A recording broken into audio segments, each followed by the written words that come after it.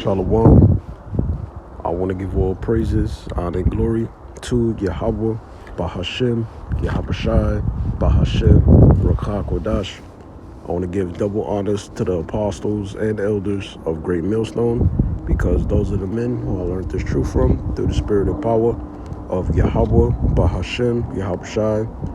Yahweh is the true name of the God of Israel. Yahabashai is who the world ignorantly calls Jesus Christ, but his one and only true name is Yahabashai. And pretty much in this video, I'm going to be proving to you who the descendants of Japheth actually are. Because for years, the so-called white man and his seed line, referring to the Edomites, because they are the true descendants of Esau Edom. And throughout their rulership, they stole people's identities and they hid their own identity.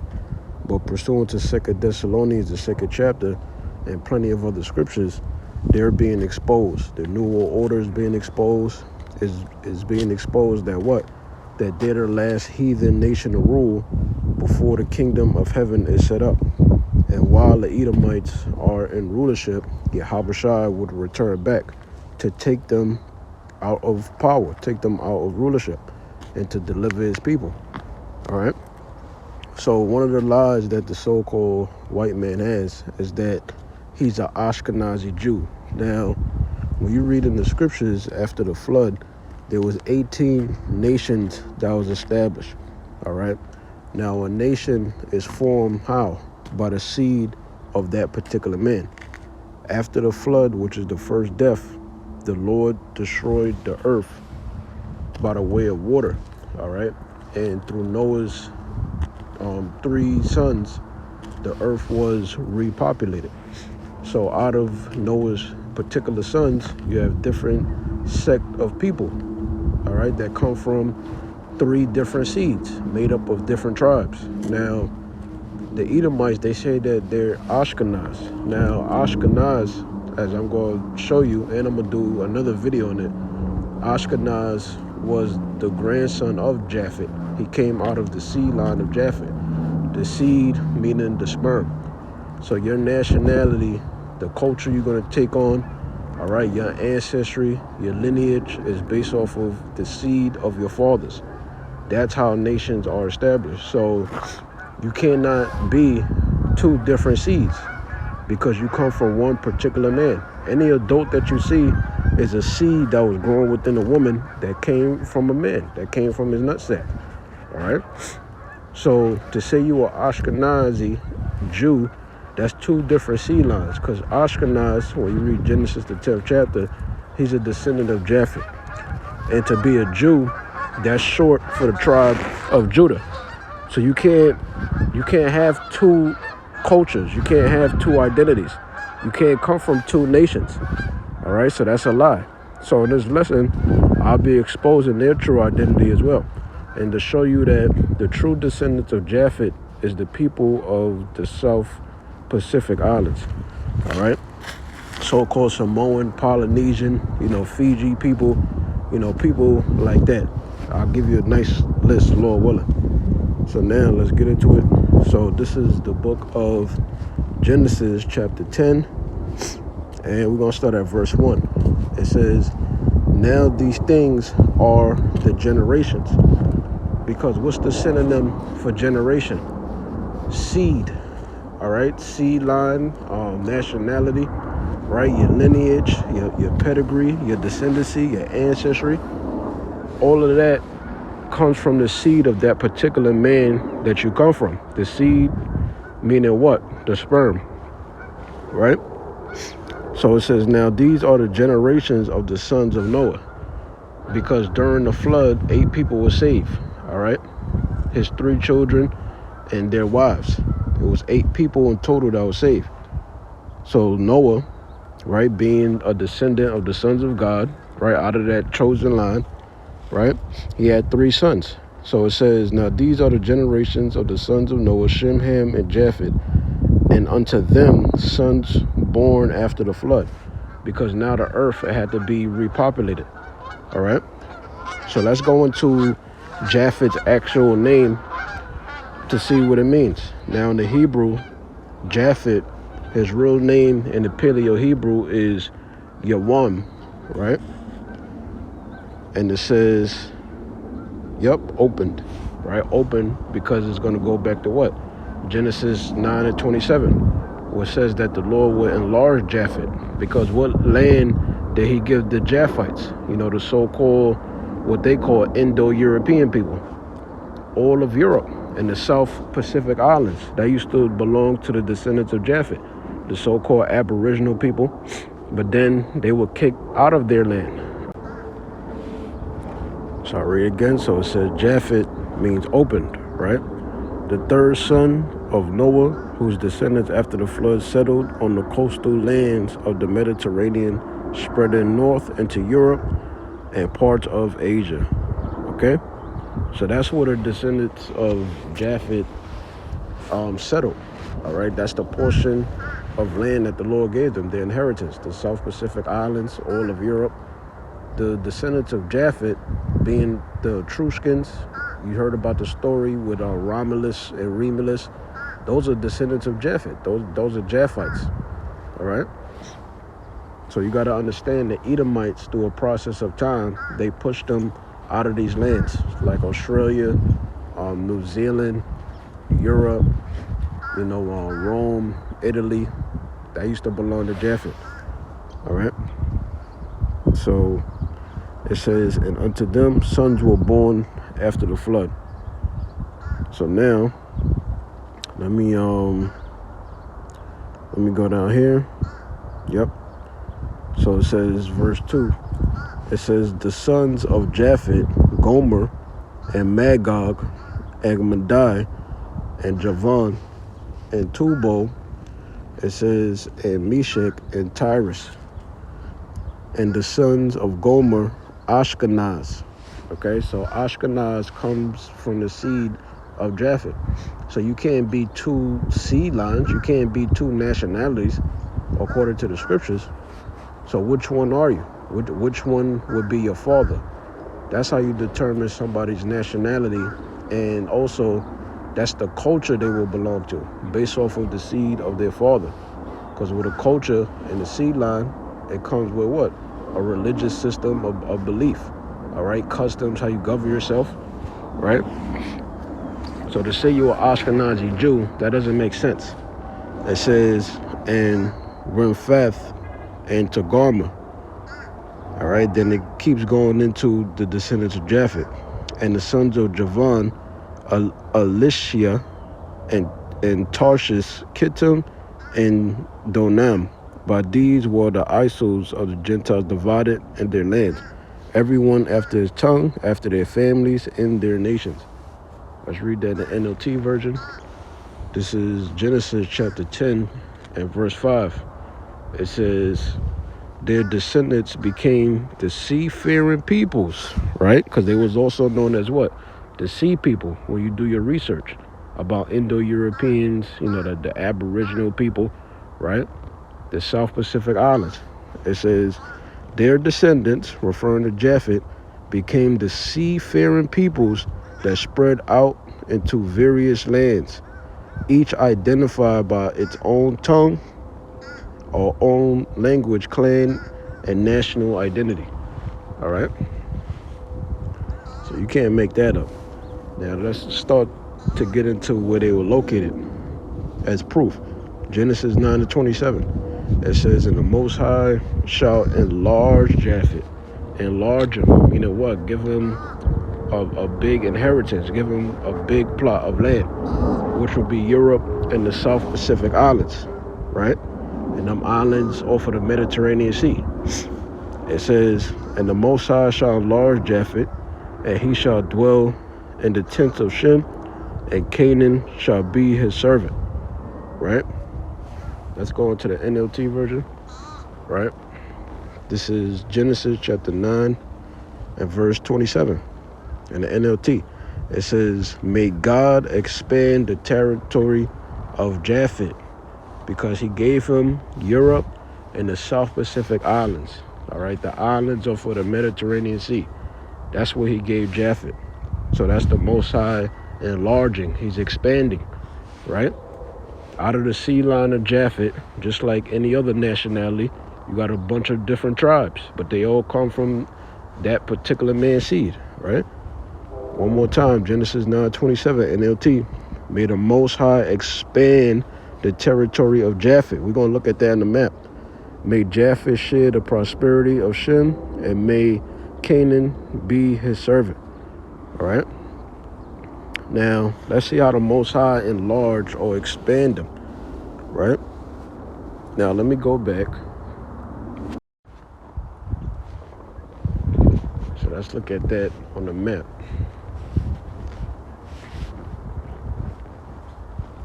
Let's look at that on the map. So you can see right here. Here's one map. See? The so-called Africans, the indigenous Africans, those are Hamites. Now you got a sect of our people that fled into Africa, fleeing Roman persecution, but it's different seeds, it's different tribes there, right? But for the most part, all of Africa, that belongs to the descendants of Ham, right? Then you had the descendants of Shem, the different Hebrews, right? Like you got Hebrew Israelites, Hebrew Edomites, Hebrew Ishmaelites, Hebrew Moabites, Hebrew Ammonites, Hebrew Syrians, Hebrew Assyrians, right? Hebrew Elamites. They inhabited over here, all right? And then you had the descendants of Japheth. They occupied what?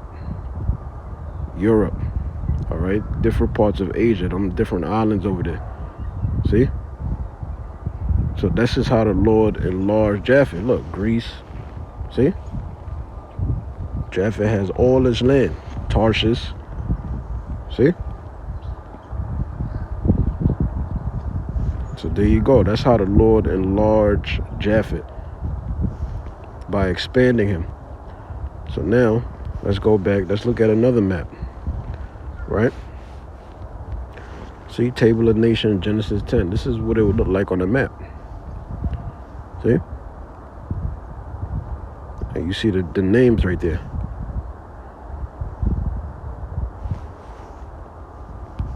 Let's see if we could look at another map.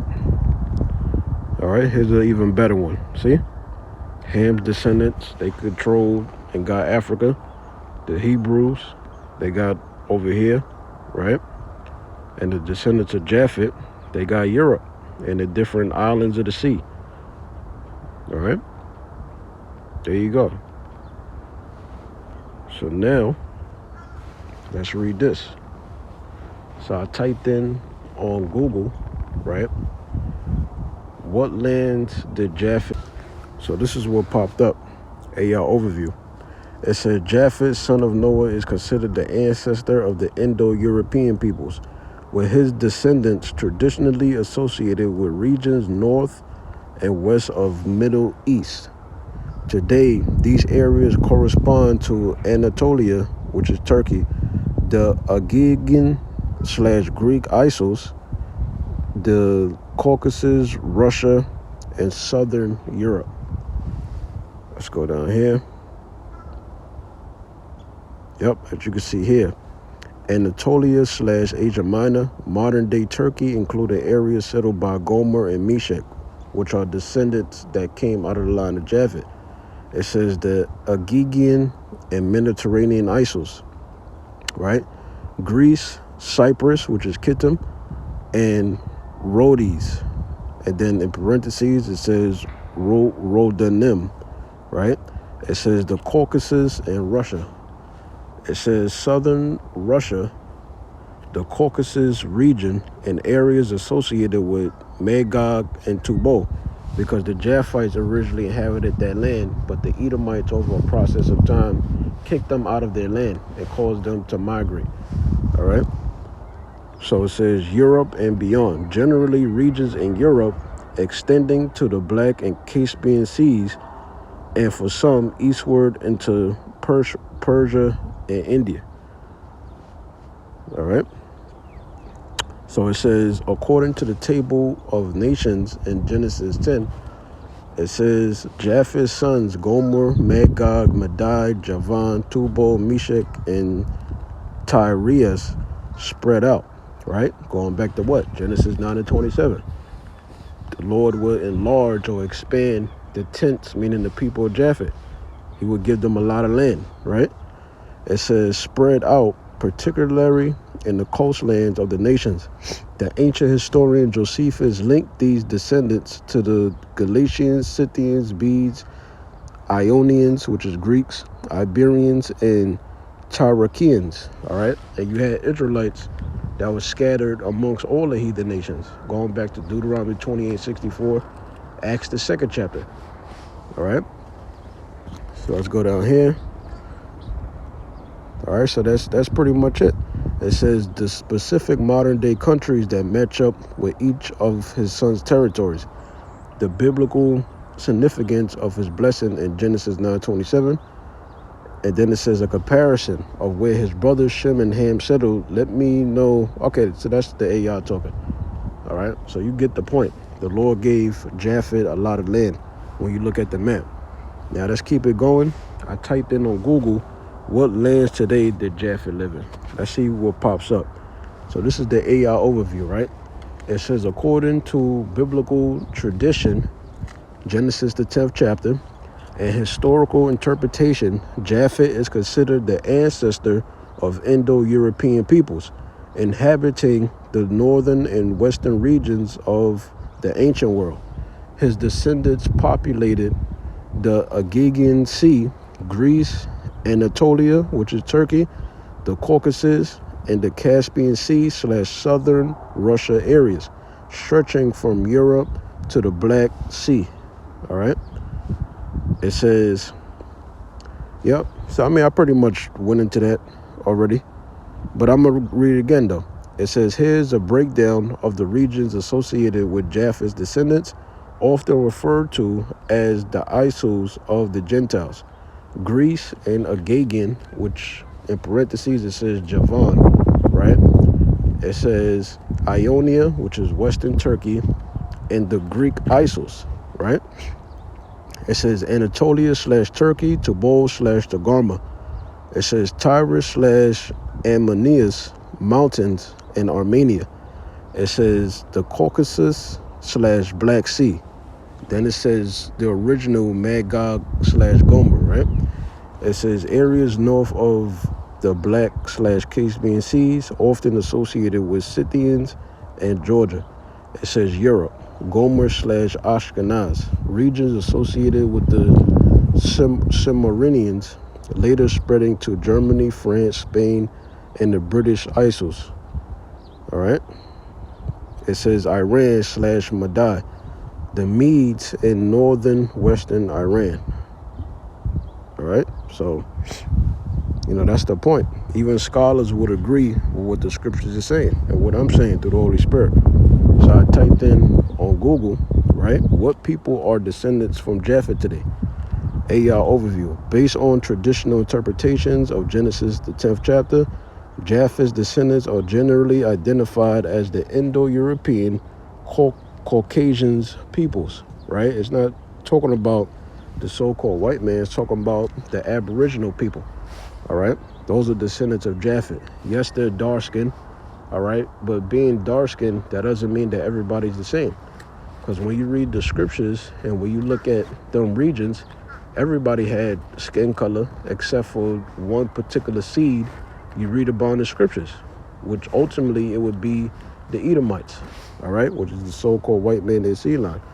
So these people, as I'm going to show you later in the lesson, they pushed out the Aboriginal people, they pushed out the descendants of Japheth out of Europe, and then they took on that identity.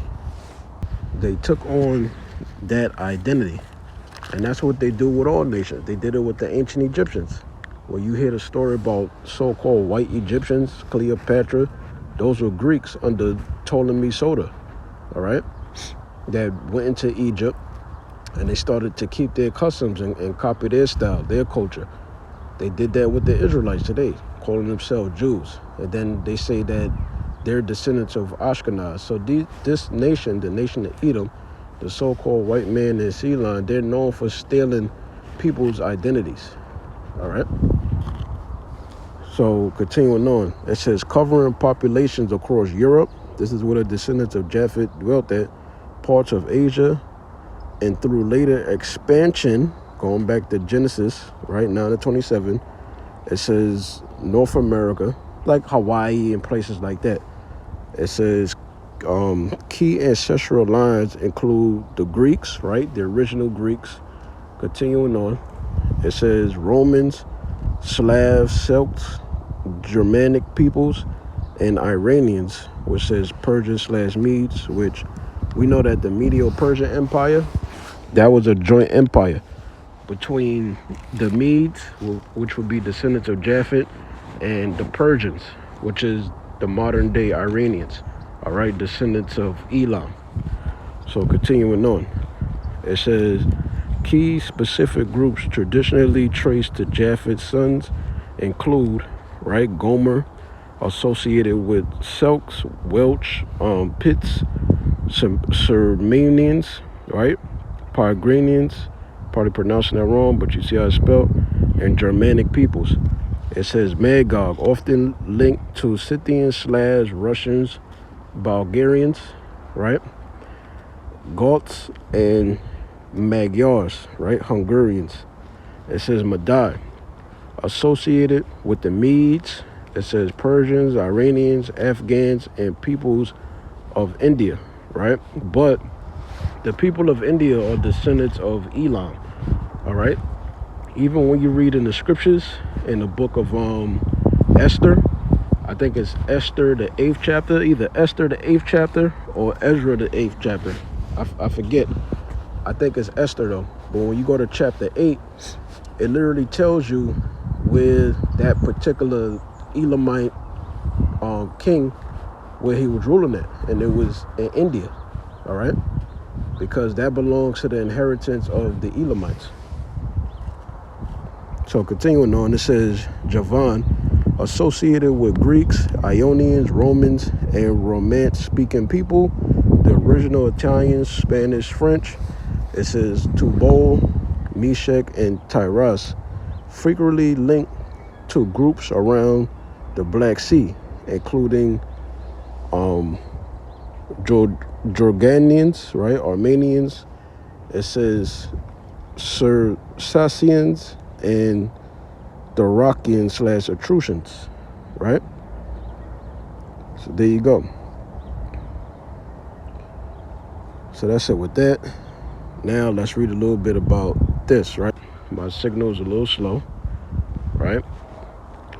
So now check this out. This is some good information, minus the DNA and chromosomes and all that. Just using key information out of this. It says, notice the descendants of Japheth is called the Isos of the Gentiles in Genesis chapter 10, verse 5, meaning they are the islands and coastline nations. The original Javan are the Austronesians, right? Polynesian nations of the sea. Magog is the indigenous people of northern Asia and indigenous Americans, all right? It says, let's go down here. I don't really care about DNA and all that because it's about seed line according to the scriptures. Seed line and location. Let's go down here. Yep. So, yep, they're pretty much saying the Aboriginal Australians. So there you go. Yeah, it's a dark-skinned nation, but they're not the same as the so-called Negroes. They don't come out of the line of Shem. So once again, all the nations in the scriptures are nations of color, meaning they're dark skin or different shades of brown. But what determines your nationality is the seed of your father. All right? So that's pretty much it with that. Let me see if they got any more information.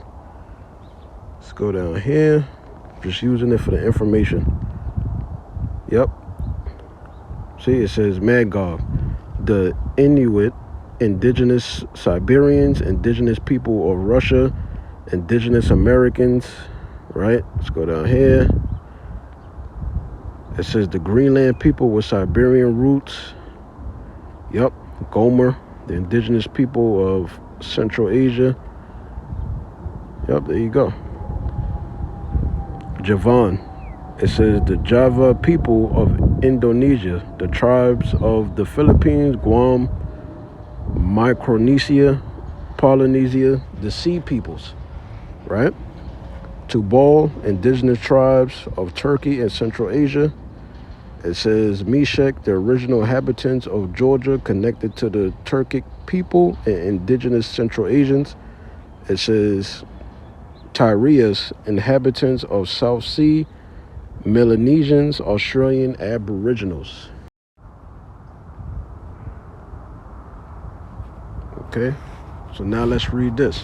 Let's read about how the Edomites, how they pushed the original Japhethites out of their land, because you don't know that. It says the Eurasian invasion, the Latins, right? And this is from realhistoryww.com. I'm going to zoom in. You could Google this and you can find this. And this is great information that Apostle Ramlob originally brought out first, as well as another brother. I forget his name, but it's GMS Australia. All right. Continuing on. Because when we say things, we got to be able to like prove it. The scriptures say you got to prove all things. You can't just be saying something and you can't back it up. You saying that you come from a particular tribe, you got to back that up according to the scriptures. So continuing on, because that's what it's all about. It's all about defending the gospel, defending what we believe in. You can't defend something if you don't know the breakdown on it. So it says the Eurasian invasion of Latins, right? You could clearly see how this person looked. This is in the true skin, right? And it looked just like a so-called Aboriginal man. So continuing on, let's get into this now, right? When last we left Etruria, we were mystified by the Etruscans' policy of not helping each other when faced with a common threat. This incredible policy would, of course, have devastating effects. Moving ahead to perhaps 1100 BC, it says it is at about this time that albino people, right? Who's the albino people? It says from the Eurasian plains, now called the Latins, later known as the Romans, migrate in. So this is the beginning of the Edomites getting ready to push the original Japhethites out of their land, the Etruscans, out of Europe, right? So let's read that again. So it says, moving ahead to perhaps 1100 BC, it is at about this time that albino people from the Eurasian plains, now called the Latins, later known as the Romans, migrate in. These Latins may have accompanied the Hellenes into Greece and then continue on into Italy. The nature of the early contact between the two peoples is unknown, but the later relationship is well known to be one of violence. Because how does the so-called white man and his sea line, the Edomites, how do they take over lands? Through rape, robbery, and murder, through genocide, all right? Breaking their oaths and their documentation, right? It says, please remember that we are using the terms Latins and Hellenes in reference to Eurasian albinos, all right? So the Latins and the Eurasian albinos is talking about the Edomites. So continuing on, it says, Eurasian albinos as a convenience only. Continuing on now, right? It says, soon after the invasion of whites from Eurasia began. This is going into the history on how the Aboriginal people was kicked out of their inheritance that Yahweh, the God of Israel, gave them, which is Europe and the different islands of the sea. Remember, they were known as the Sea people. It's even in the scriptures. It says, soon after the invasion of whites from Eurasia began, a coalition of the original black inhabitants of Italy, Greece, and the Agagan areas, right? AKA the descendants of Japheth. That's what it's going into right now. It says, formed a conglomeration called the Sea People.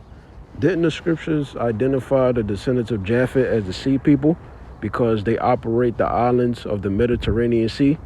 They was known as the Isles of the Gentiles.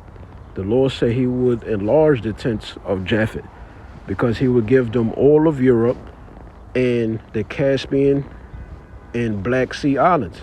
The islands off of the Mediterranean Sea, right? So it says, they boarded ships with all of their belongings and fled the area. They fled the area. They fled their inheritance, right? It says, but those that stayed behind still had to deal with the white newcomers. I'm going to read that again. It says, soon after the invasion of whites from Eurasia began, meaning the Edomites, right? This is how they would be known as Europeans, because they pushed the original Indo-Europeans, which is the descendants of Japheth, out of their land. So I'm going to repeat this one more time. It says, soon after the invasion of whites from Eurasia began, a coalition of the original black inhabitants of Italy, Greece, and the Aegean area formed a conglomeration called the Sea People. It says they boarded ships with all of their belongings and fled the area. But those that stayed behind still had to deal with the white newcomers. Etruscan settlements were frequently built on a hill. The steeper, the better, and surrounded by thick walls. So according to Roman mythology, Rome may have actually have been built by Etruscans. Yeah, because that land, it belonged to them. That's where you get them stories of Romulus and Remus from, right? The Etruscans, they used to inhabit Greece, Italy, Rome, Europe, Spain, all of Europe. That used to belong to Japheth, but then they got kicked out by the white newcomers, the Latins, all right? The people from the Eurasian plains, which would be the Edomites. Why? Because it would be time for the Greeks to take over, all right? So once the Edomites took over Europe, then that's why the world thinks that they are descendants of Japheth, because they're not going into that history. They're missing that history. Continuing on, it's no different than them stealing the land of Israel and stealing the identity of who the land actually belongs to. It's the same thing they do with Japheth by calling themselves Ashkenazi Jews, all right, saying that they come from Europe. It says, continuing on, it says they did so on the Palatine Hill according to the Etruscan model. That is, they began with a pomerium or scarce ditch. Then they proceeded to the walls. All right? So there you go. And you could clearly see the original descendants of Japheth. They look like Aboriginal people. All right? So-called Indo-European people are the descendants of Japheth. But you have Israelites, the seed line of Jacob, that's scattered amongst them. All right? So you can clearly see what the Etruscans, what they look like. Yeah, they people of color, but they're not the seed of the promise. They come out of the line of Japheth. They don't come out of the line of Shem. All right? Especially this one. You could definitely tell he's Aboriginal. So now let's keep it going, right? So this is some more information I found through Google search, but from Facebook. So it says ancient history, right? The origins of the Romans and the Etruscans. It says shortly, let's read this, some good information, link out the scriptures. Shortly after the onset of the Eurasian invasion, right? A coalition of the indigenous black populations, meaning the descendants of Japheth, Indo-European people, of Italy, Greece, and the Aegean region, united to form a group known as the Sea People. That's what the scriptures said that Japheth's descendants would be, the Sea People, right? They embarked on ships laden with their possessions, seeking refuge elsewhere. However, those who remained faced the challenges posed by the incoming white settlers, right? So this is talk about what? The migration out of Europe, how they got pushed out of Europe. And if the ones that didn't flee out of Europe or migrate somewhere else, they will have to conform to that Hellenization. They will have to conform to the way of the Greeks, because that was the beginning of the Greeks stepping into rulership. Going back to what? Daniel the 2nd chapter, Daniel the 7th chapter, right? Continuing on. So when it says white settlers, it's talking about the Edomites and Ceylon. It says Etruscan communities were often established on elevated hills, favoring steeper terrain, and were typically encircled by robust walls. According to Roman mythology, the founding of Rome may have been attributed to the Etruscans, Romulus and Remus. It says, who constructed it on the Palatine Hill following their traditional practices. This process began with the creation of Pomeranium or Skish Ditch, and this is what I read already, but he has this information here, it's good to know, followed by the erection of defensive walls.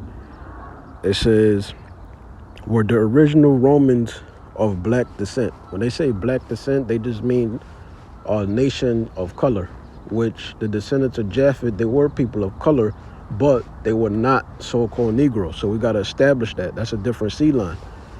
It says, as explored in various discussions, the marble statues and busts of supposed white Greeks and Romans displayed in museums today are largely products of the 16th to 18th centuries. The historic narrative surrounding white civilization is fraught with inaccuracies and counterfeit artifacts, making it impractical for any truth-seeking publication to explore every aspect thoroughly. Therefore, for the sake of simplicity, we will refrain from examining the origins of Rome as recounted in the Aeneid, and instead focus on the established historical narrative.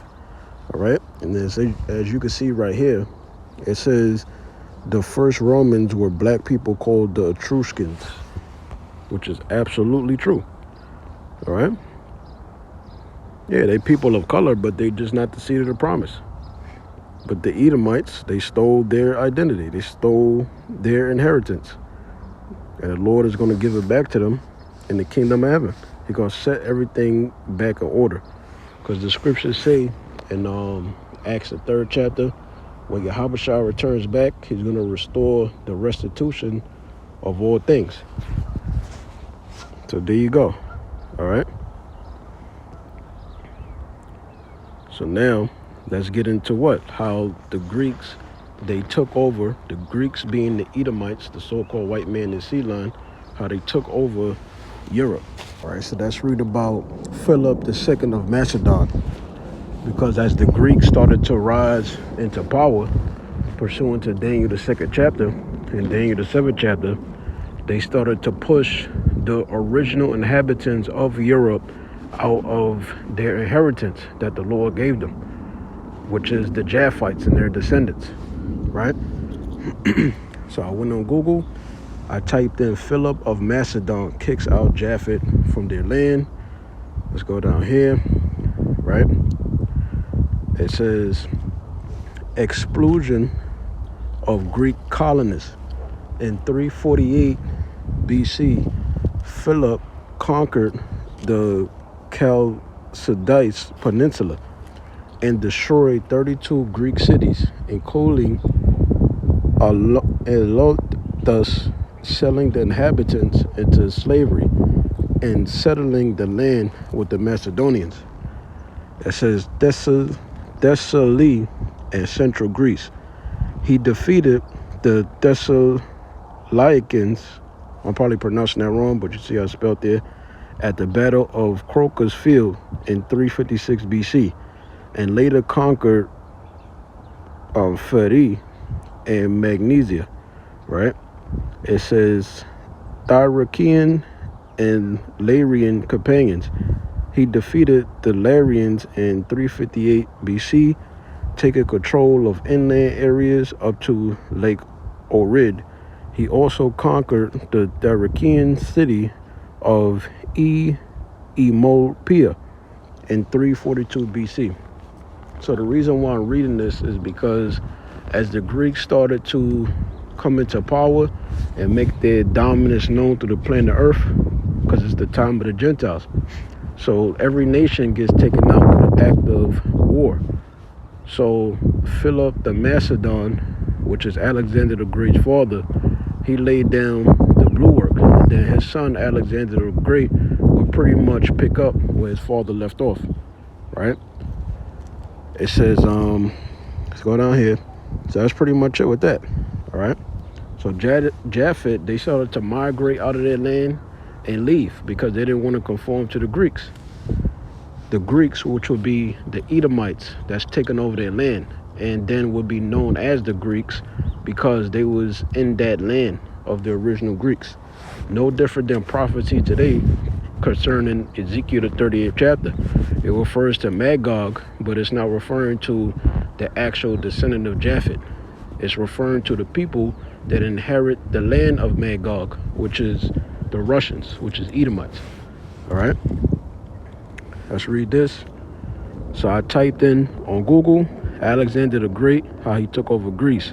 Upon succeeding his assassinated father, Philip II of Macedon, that's who I was just reading about, in 336 BCE, at the age of 20, Alexander secured control over Greece by swiftly crushing rebellions in Thrace and Thebes, forcing the League of Corinth to reinstate him as leader.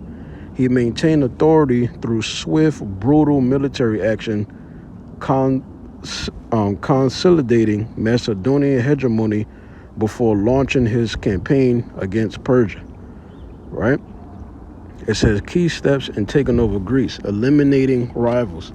It says immediately upon Philip II's death, Alexander executed potential challengers to the Macedonian throne. It says crushing rebellions. When southern Greek city-states like Thebes revolted, believing the new king was weak, Alexander marched quickly to crush them and force obedience. It says reinstating the League of Corinth. He forced the Greek states to acknowledge him as leader, solidifying the alliance established by his father. It says securing northern borders. He conducted rapid, brutal campaigns against the Ricans tribes, right, Japheth, to ensure safety at home before focusing on foreign conquest. All right, so that's the point. So we got to understand, according to the scriptures, who the Edomites are, because they're not Ashkenazi Jews. You can't be two sea lines at once. You cannot be two nations at once. You can't have two cultures at once. You can't have two identities. You come from one seed, which involves one culture. So check this out, right? This is 2nd Esdras. This is what I typed in on Google. 2nd Esdras 6 verse 9. Now look at what the AI overview says. All right. 2nd Esdras 6 and 9 states, for Esau is the end of the world, and Jacob is the beginning of it that followeth. Right? Check this out. This verse is part of a vision where the angel Uriel explains to Ezra the succession of ages, using the twins Jacob and Esau to symbolize the end of the current age and the beginning of the next. Meaning what? At the end of this present age, the Edomites will be in rulership. The Edomites is the so-called white man and his seed line, the same nation that was ruling over Greece, all right, under Alexander and his different generals, the same nation that was ruling over the Western Roman Empire, right? The same nation that's ruling now in the revived Roman Empire, which is the Edomites, the so-called white man in seed line, all right? These people that call themselves Ashkenazi Jew. It says, continuing on, right? So Esau, because we're in the time of the Gentiles, the scriptures talk about that. The time of the Gentiles being fulfilled, where all the heathen nations, they get their chance to rule on the planet Earth before the kingdom of heaven is established forever, because it's going to be an everlasting kingdom through and by the power of Yahushua. All right. So at the end of this age, the Edomites will be ruling. That's why they control the central bank, the IMF. They control the school system. They control absolutely everything you can think of. It's going to be a so-called Jewish man that's ruling. Why? Because he's an Edomite from the top tribe, Amalek. All right? So Jacob represents what? Yahushua in the kingdom of heaven to rule after. It says key points regarding 2nd Ezra 6:9 include symbolism. Esau represents the end of the present age, while Jacob represents the beginning of the new age. It says context. The verse answered Ezra's question about what separates the times, referring back to the birth of the twins where Jacob held Esau's heel. All right, and that's in the book of Genesis, the 25th chapter. Continuing on, it says, yeah, so that's pretty much it. Oh, check this out. Alternative translations. Some versions, such as the NRSV Bible Study Tools, phrase it as, now Esau is the end of this age, and Jacob is the beginning of the age that follows. All right? So, I mean, come on, man. Everybody knows that the nation that's ruling right now, they're not the real Jews. All right? They're a group of Edomites that stole our inheritance, for the point being to fulfill prophecy. And that's that. They're Edomites, though. So now check this out, right? So when you type in Ashkenazi Jew, right? Ashkenaz, he was a descendant of Japheth. When you read in Genesis, the 10th chapter, and to be a Jew, you have to come from that seed line and tribe of Judah. So the point is, you cannot be both according to the Bible. That's why when you read in the scriptures, whether it's going into the genealogy of the Lord or the record of particular kings, how they inherited the lineage based off of their father's line, right? The Levitical priesthood. Anytime the Bible is going into genealogy and lineage, it's going to name men. Why? Because that's how you determine your nationality, through the seed of your fathers. It never names women because women don't carry the seed, which is sperm. All right? So check this out. It says Ashkenazi Jews, overview, are a major Jewish diaspora population descending from medieval Jewish communities in Rhineland, Germany, and northern France, who later settled throughout Eastern Europe, representing about half of the world's Jewish population today. They are known for Yiddish language. Yiddish is not Hebrew, all right? Yiddish is not Paleo-Hebrew. The Israelites wasn't talking Yiddish. That's a completely different language from the ancient Israelites. The Lord himself, Yahushua, he wasn't speaking Yiddish. The angels don't speak Yiddish. The Most High don't speak Yiddish. It says, distinct Ashkenazi culinary traditions. Okay, I don't care about that. So that's the point, all right? Origins and migration. Originating in the 10th century German Rhineland, these companies migrated eastward to Poland, Lithuania, and Russia over centuries due to persecution. All right, so I mean, you get the point. They ain't the chosen people. As you can see here, who is Esau, Edom. The life history, genealogy, prophecy, predestination, and modern identity of the biblical Esau. All right. I'm not reading all this. I'm just going to read page 7. So let's check this out. For page 7, the legacy of Esau, Edom. Let's go down here. I'm just going to read the important parts, right? So check this out. So this is why these Edomites, they feel like they're the chosen people. Some of them know that they're descendants of Esau, like the Rothschilds, the Rockefellers, which those particular names, they have a red root in those names. Like Rothschild being a red shield, because they know that they come from the seed line of Esau, the nation of Esau. They're descendants of Esau, right? So check this out. John Hyrcanus conquered the whole of Edom and undertook the forced conversion of the inhabitants to Judaism. Now, when they say Judaism, they're referring to the Torah, all right, the laws, statutes, and commandments.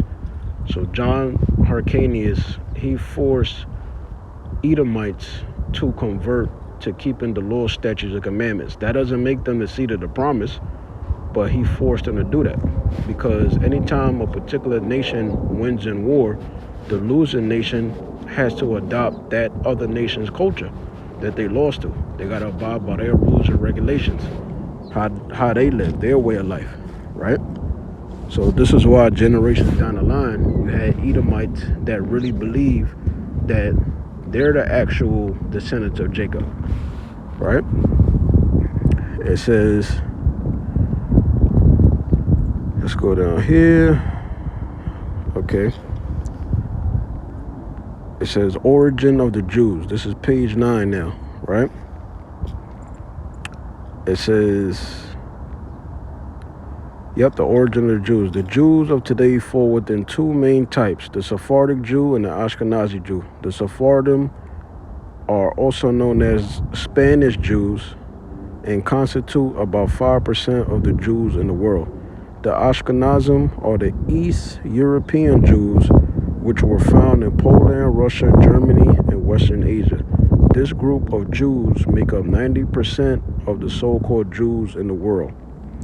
It says, many reference and historical sources have unequivocally identified that the bulk of the Ashkenazi Jews were derived from a people known as Khazars.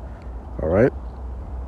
It says the original Jewish encyclopedia of 1905 revealed that the main stock of the Jews came from the Asiatic people known as the Khazars.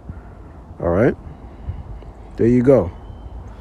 So they know that they're not the Israelites, and there's videos saying that any person that lives within Israel today, the Zionist created state of Israel, that they can't take a DNA test, because that land, the land of Israel, the promised land of Israel, it doesn't belong to them.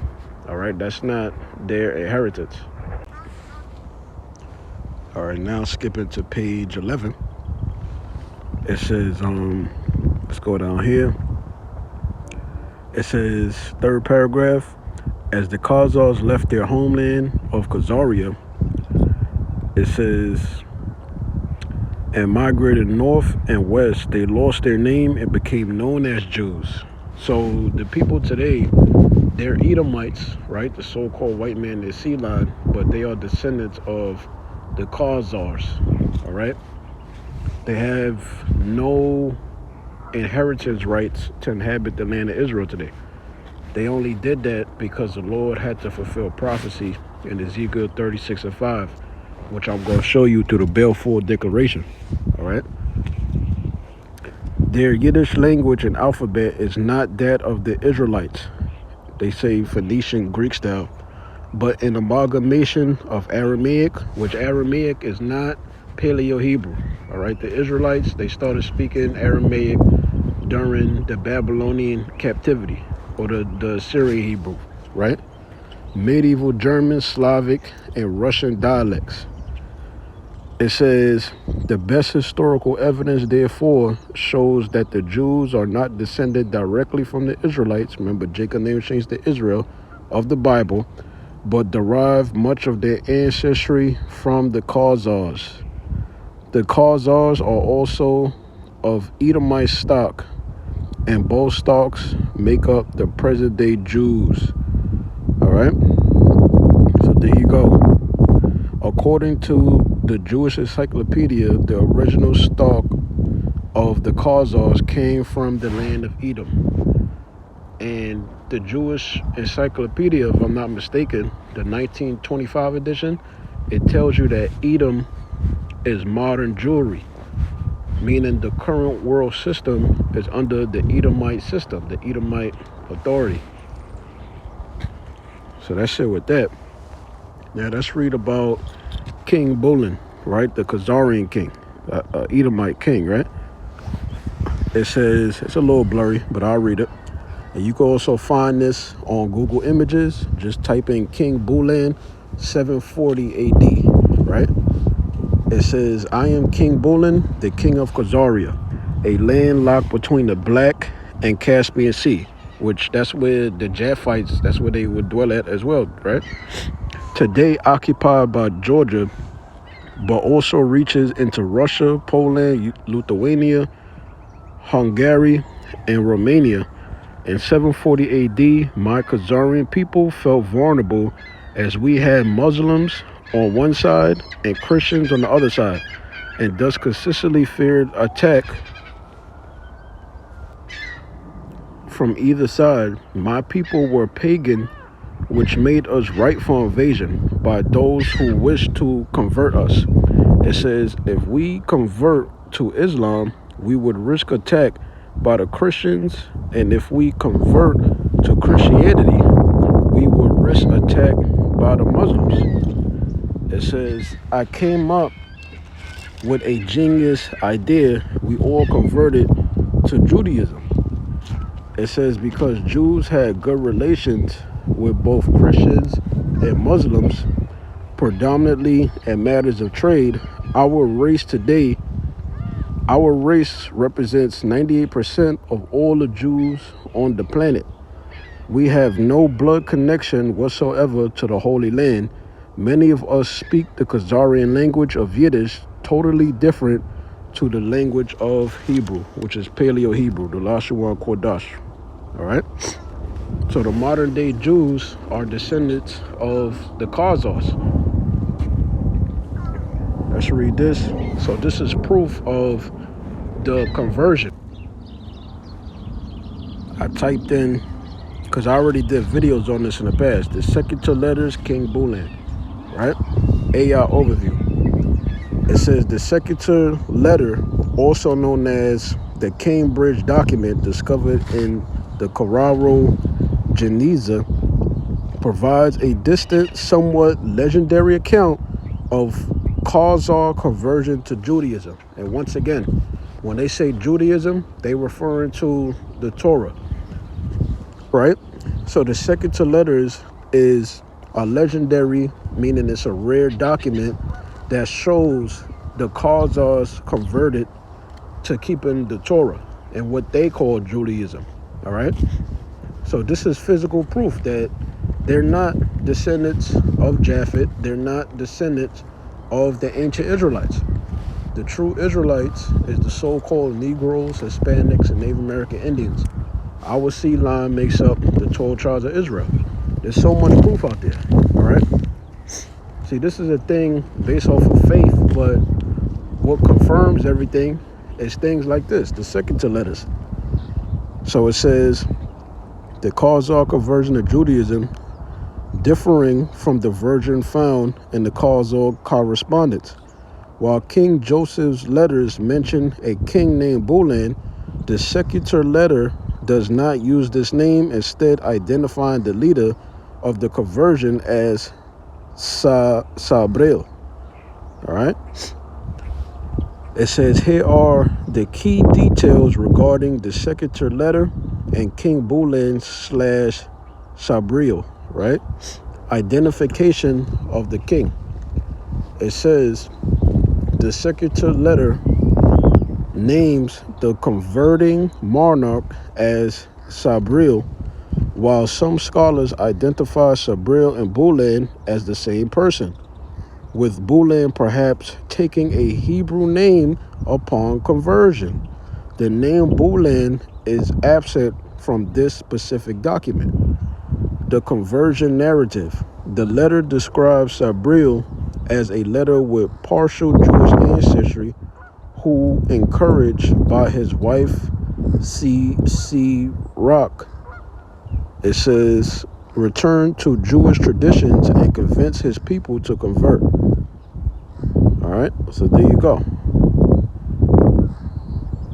So that's pretty much it with that. So yeah, that's the second two letters. All right, so you could do your own research on that. I did it already. So this is how they got the land. This is Ezekiel 36:5. Therefore thus saith the Lord Yahweh, surely in the fire of my jealousy have I spoken against the residue of the heathen and against all Idumea. Idumea is the Greek way for saying Edom, right? It says, which have appointed my land into their possession. They did that through the Balfour Declaration, which that was a dream of this guy named Theodore Herzl, which his dream was to establish a Jewish estate, all right? And he didn't get to live to see his dream, but they did it through the Balfour Declaration when they established the land of Israel through the Zionist regime, all right? So the Edomites today, they have appointed the Lord's land into their possession, right? Because they're Khazars, and the Khazars come from Edomites. It says, with the joy of all their heart, with the spiteful minds, to cast it out for a prey, right? Let me just read the NLT version. This is Ezekiel chapter 36, verse 5, NLT. It says, this is what the sovereign Lord says. My jealous anger burns against these nations, especially Edom, because they have shown utter contempt for me by gleefully taking my land for themselves as plunder. That's what they did today. Having slut walks, all right, defiling the land, following the Babylonian Talmud, right? Doing all type of abominations and wickedness in a land that doesn't belong to them, the Lord's holy land. So now check this out. So I typed this in on Google. Ezekiel 36:5, a overview, declares the Most High's intense jealousy and fury against nations, specifically mentioning Edom, that seized Israel's land with contempt, treating it as spoil while the people were in exile. You telling me they're not doing that shit today? Come on, man. This is real life prophecy that you're reading about. We're not just talking shit. We're not just a hate group. All right, we chosen men through the Holy Spirit to bring out the truth. The truth goes against how you was raised, how you was brought up, and what you think the truth is, according to your own private interpretation. We don't deal with private interpretation. We deal with the Holy Spirit and facts. So it says, this verse highlights protection of his holy land. All right. It says key aspects of Ezekiel 36:5, divine jealousy / fury. The Most High expresses deep righteous anger at the residue of the heathen and Edom for seizing his land. That's what they did today. Because you have the Edomites, you have the Arabs, that's known as the Palestinian people. You got the Falashan Jews that's there, right? So you got a bunch of heathen in the land, and they fighting to have control over that land. That's one of the points of World War III, all right? They fighting over that land because you got the Zionist regime. They're trying to establish greater Israel by wiping out the Palestinians and the other residue of the heathen. Continuing on, but that ain't gonna happen because Yahushua, he gonna put the real Jews, he gonna put the real Israelites back in their land when these particular prophecies take place, such as Jacob's trouble, during Jacob's trouble, the hour of temptation, the mark of the beast being implemented, and then ultimately nuclear destruction and salvation during that, right? So it says the offense. It says foreign nations looked upon Israel's devastation with joy and malice, seizing the land and its ruins as their own possession. All right, but that's what the Edomites did through the Balfour Declaration. It says context. It says this verse is part of a larger prophecy, Ezekiel 36, where the Most High promises to restore the land, repopulate it, and punish surrounding nations for their mockery. It says the Most High's reputation. All right, so that's pretty much it. That's the point. So now I'm gonna just finish it off because the Edomites is being exposed, man. If you want to be ignorant and you want to say, oh, they're the descendants of Japheth, you want to believe in their pseudoscience, you want to trust in this man's image, which is his system, go right ahead. Keep being stupid. That's your problem. This is 2 Thessalonians chapter 2 and verse 8. It says, and then shall that wicked be revealed, right? Who's that wicked? When you go into this word wicked in the Greek, Strong's G 459. Animas. Animas. animos, right? It says of the Gentiles, right? So that's who it's referring to. It's referring to the Edomites, pursuing the Malachi 1 and 4. It says, and then shall that wicked be revealed. The Greek word for revealed is apocalypto, right? It says to uncover, lay open what has been veiled or covered up. What has been veiled and covered up?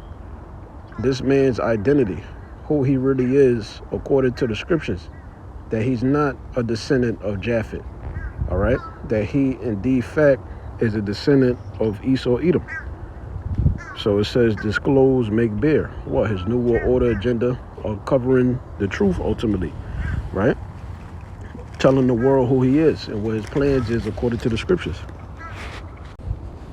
It says to make known, make manifest, disclose what before was unknown, like who he really is according to the scriptures. Because you got all these different clickbait videos and all this false information and false narratives. You got a lot of people teaching according to their own private interpretation, and it's not according to the Holy Spirit and the gift of faith. See, here at Great Millstone, we don't teach according to our feelings on how we feel or what we think.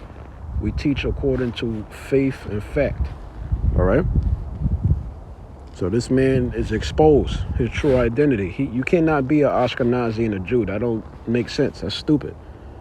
It says, whom the Lord shall consume with the spirit of his mouth. Going back to what? Luke chapter 1, verse 70, which is talking about what? His prophets, revealing everything, exposing everything, right? It says, and shall destroy with the brightness of his coming. And that's what Yahushua is going to do. The Edomites, they won't be able to fully establish their New World Order agenda. Yahushua will come and spoil their plans, all right? So, I mean, that's pretty much it. Lord willing, you was edified by the lesson. Shalom.